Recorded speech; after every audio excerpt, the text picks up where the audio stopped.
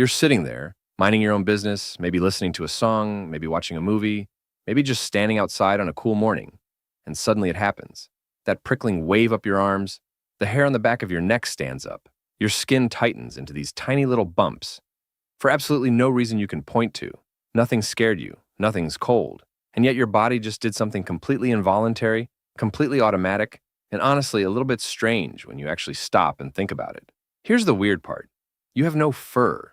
You haven't had meaningful body hair in over 1,000,000 years, and yet your body is still running a program that was built for an animal covered head to toe in thick, insulating coat. Every single time you get goosebumps, you're watching a leftover survival mechanism fire off with absolutely nothing left to do. It's like your car horn, still working perfectly, except somebody removed the car. Let's start with the mechanics, because they're honestly kind of wild once you know what's happening under your skin. At the base of every hair follicle on your body, there's a tiny bundle of smooth muscle called the arrector pili. When your brain sends a signal through your sympathetic nervous system, the same system responsible for fight or flight, that muscle contracts. It yanks the hair follicle upright, and it pulls the surrounding skin with it, which is what creates that bump you feel. Scientists call this piloerection. Not the catchiest name, but accurate. And here's the thing. This isn't some rare glitch. It's the exact same reflex a cat uses when it puffs up its tail, the exact same reflex a porcupine uses when it raises its quills, the exact same reflex a startled bird uses to fluff its feathers. You are, biologically speaking, doing the human version of a cat, arching its back at a vacuum cleaner. You just don't have the fur to make it dramatic anymore. So why does this exist in the first place? Go back far enough, and your ancestors were covered in thick body hair, the same as most mammals today. When temperatures dropped, that arrector pili reflex would fire automatically, standing every hair on end. That created thousands of tiny air pockets trapped against the skin, and trapped air is one of the best insulators there is. It's the exact same principle behind a down jacket. The hairs weren't just standing up for no reason. They were building a personal insulation layer in real time, without you having to think about it. That's a genuinely brilliant piece of engineering. The problem is, evolution builds slowly, and it doesn't always clean up after itself. Humans lost most of their body hair somewhere around 1 to 2 million years ago, likely to help with sweating and heat regulation, as we became long-distance persistence hunters on the open savanna. But the reflex that used to fluff that hair up, it never got the memo. It's still fully wired in, still firing on command, just with nothing left to insulate. You're left with the goosebumps and none of the benefit. But temperature is only half the story, and honestly, it's the less interesting half. Because think about the last time you actually got goosebumps. Was it really because you were cold? Or was it during the final chorus of a song that hit different?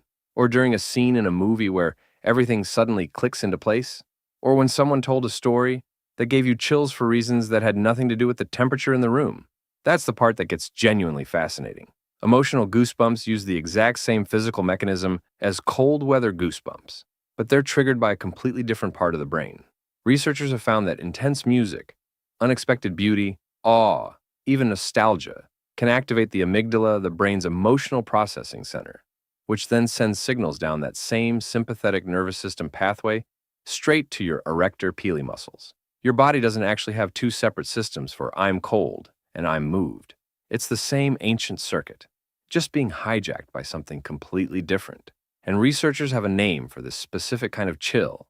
They call it frisson, a sudden wave of pleasurable, skin-tingling emotion. And studies using brain scans have shown it activates reward regions of the brain, the same regions involved in food, in connection, in things your ancestors needed to survive and pass on their genes. So here's the actual question worth asking. Why would evolution wire an emotional reward system into the exact same reflex used for staying warm and looking bigger to predators? One leading theory connects back to how this reflex evolved to make animals look larger and more threatening. When a cat's fur stands on end, it's not just insulation, it's also a survival bluff, an attempt to look bigger and scarier to a potential threat.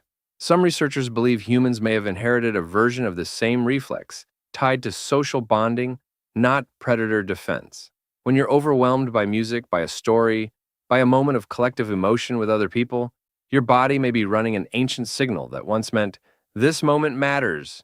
Pay attention, remember this," reinforcing memories tied to powerful social and emotional experiences. That's why the chills you get during a wedding speech or a movie's emotional climax feel almost identical to fear. Your body isn't great at telling the difference between this is dangerous and this is deeply meaningful.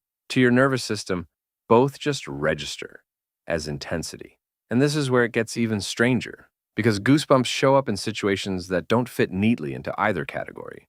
Some people get them during physical exercise at peak exertion. Some get them hearing a particular chord progression they've never even heard before. Some get them from watching someone else experience something emotional, secondhand chills, just from empathy alone. Researchers studying Frisson have found that people who score higher on personality traits related to openness to experience tend to get chills more often and more intensely, suggesting this isn't just a random biological accident, but something tied to how differently individual brains process emotional intensity. Your goosebumps might genuinely be telling you something about how deeply you process the world around you, which is a strange thing to learn from a reflex most people associate with being cold in a hallway. Here's what makes this whole thing land so hard when you really sit with it. Every single time you get chills from a song, from a story, from watching something beautiful happen, you are experiencing a direct, physical, measurable echo of an ability your ancestors needed to survive ice ages. The exact same wiring that once trapped warm air against a body covered in thick fur. The exact same wiring that once made a threatened human look bigger and more dangerous to a predator circling nearby. That wiring is still active inside you right now. It didn't get deleted just because you started wearing jackets and living in heated buildings. It got repurposed instead, quietly rerouted into something that now fires when you're moved instead of when you're freezing. So the next time it happens, next time you're sitting there and that wave rolls up your arms for no obvious reason, you're not glitching. You're not being irrational. You're running code that's been in continuous operation for over 1,000,000 years. Code that used to keep your ancestors alive through freezing nights and predator encounters. Now firing off because a chord progression hit just right. Your body still remembers how to be an animal covered in fur, standing tall against the cold and the dark. It just found a new reason to do it.